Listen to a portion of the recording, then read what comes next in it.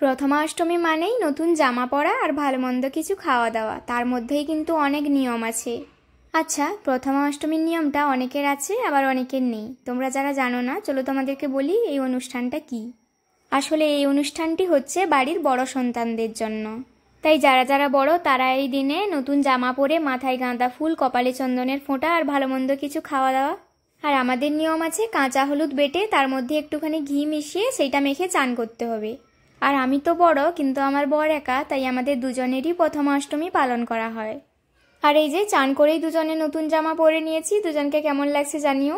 এরপর ঠাকুর ঘরে পুজোটা দিয়ে এদিকে বর আমার মাথায় গাঁদা ফুলটাও গুঁজে দিল। এরপর ওকে চন্দনের ফোঁটাটা লাগিয়ে দিলাম। আর প্রথমাষ্টমীতে তো বড়দের আশীর্বাদ নেওয়া ভালো, তাই ওকে প্রণামটাও করে নিলাম। এরপরে চলে আসলাম সকালের খাবারগুলো বানাতে। এদিনে কিন্তু মুড়ি খাওয়া যাবে না।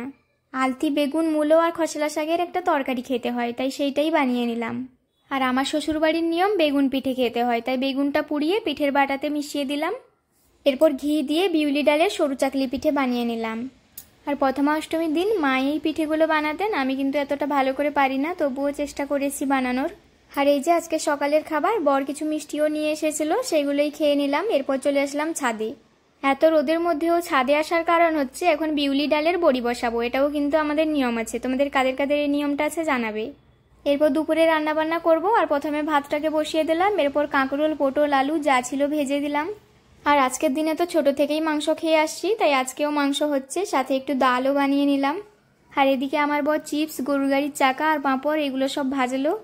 এদিকে আমি একটু বাটি দিয়ে ভাতটাকে সাজিয়ে দিলাম, এরপর সব ভাজাভুজিগুলোও দিয়ে দিলাম।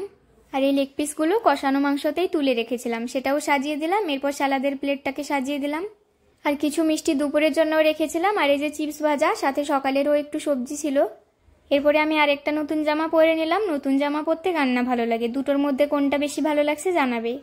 আর দেখি অনেকগুলো গাঁদা ফুল রয়ে গেছে, তাই গাঁদা ফুল দিয়ে একটু ডেকোরেশনটা করে দিলাম।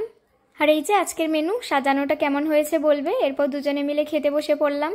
আমার মা তো আরও অনেক কিছুই আয়োজন করতেন, আমি এতটাই পেরেছি। বিয়ের পর প্রথমাষ্টমীটা এভাবেই কাটলো। তো চলো, ব্লগটা আজকের এতটাই। কেমন লাগলো জানাবে, তোমাদের সাথে আবার গল্প হবে। টাটা।